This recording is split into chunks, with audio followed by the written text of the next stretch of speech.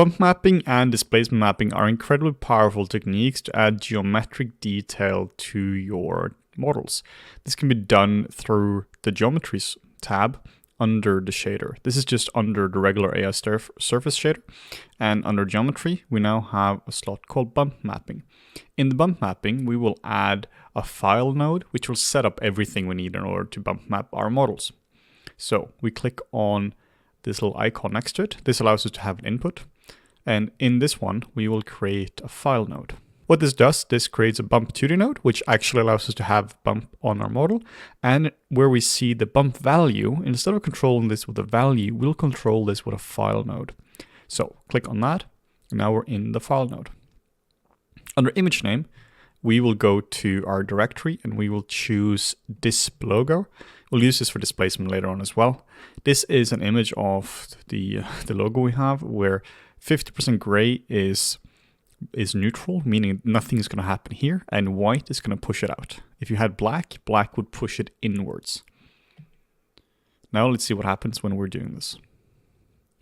And there we go. Now you can see that this actually adds geometric detail to our model.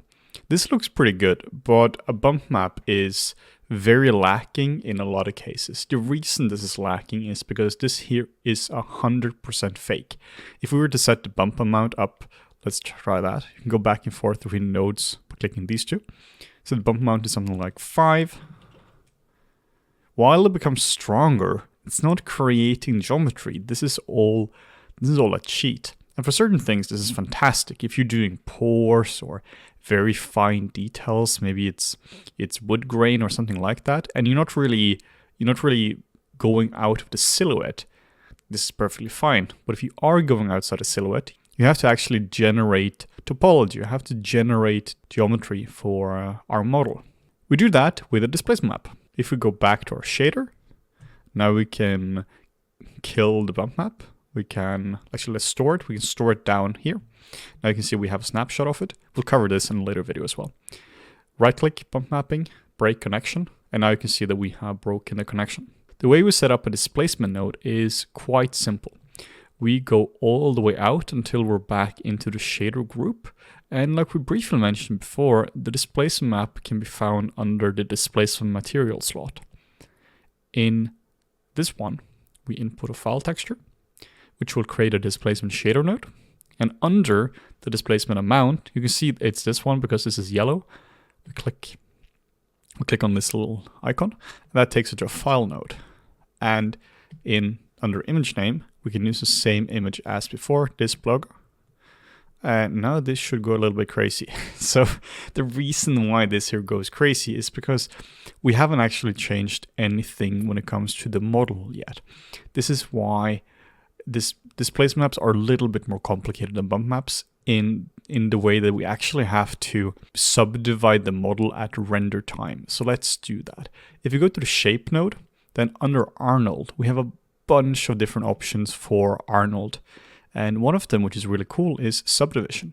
This means that you can subdivide the model at render time. This is similar to hitting the 3 key in the viewport. So this means that we can render a model which has been subdivided, and we can work on a model which is not subdivided. This means that we have really nice renders, but we have also really good performance. So what we can do, we can set the type to cat Clark. This is just cat mode Clark. This is the most used algorithm there is. We can hit play, and now we can see we get a little bit nicer resolution. We can set this to something like 3. And now you can see we get a bit more nicer resolution. And since this image here uses a mid value of 0.5, we will set the scalar 0 value to 0.5. And since this here also is an image with quite a lot of range in it, we want to set the height to something a lot lower. We want to set this to 0.1. And now you can see what happens. Now you can see that this actually generates geometry. Now this image here is in no way a very nice image. This here is an image created in Photoshop, and it's an 8-bit image. Normally you would use 32-bit images or 16-bit images at least for this, but at least it shows you how to set up displacement maps. If you're coming from ZBrush and you're setting up your displacement map displacement map for your characters in ZBrush, this is the exact same approach you would be using. The only difference is you wouldn't change the height amount. We set this to 0.5, make it even less. And then if we want to subdivide this more, we can increase the iterations. So every single iteration we have will subdivide the model once more, which is quite heavy. So if this is subdivided once, it will take this poly count, multiply by 4, twice, multiply that amount by 4, 3 times, multiply that amount by 4. So it's really like a crazy exponential graph. But you can also see the quality becomes much nicer. Set this even higher. That is way too high. So when we hit something like 6, on a model like this, we actually get a pretty nice and clean result. We can also enable auto bump. Auto bump will balance the bump and the displacement map. So let's say you have areas in your displacement map which they don't really have to be in the displacement map. In this case, they all do, but you might have really tiny skin pores or something like that. Instead of rendering all of that, it's just going to put it into a bump map. So enabling auto bump in this case is not going to do a whole lot, but it is going to do a lot if you have a very complex displacement map. What I often do is I simply just throw everything into a displacement map and I let Arnold just balance it out automatically using auto bump. So let's compare these two. So you can see there's quite a lot of difference between these two guys.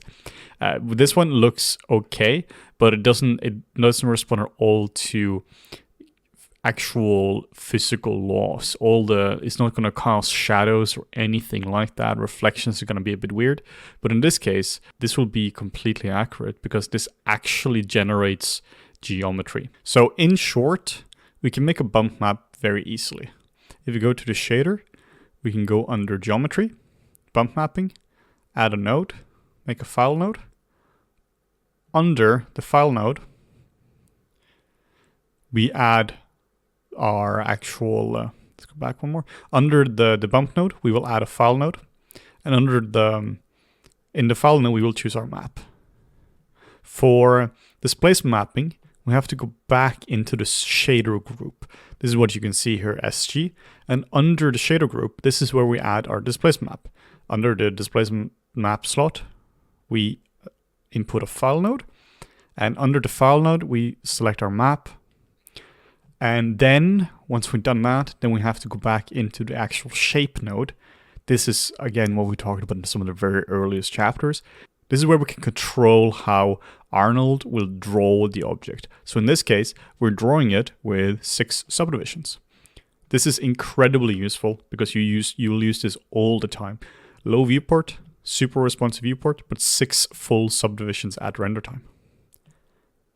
You change the amount here under height, and you change the mid value under 0, scalar 0 value. And we can also enable auto bump as well.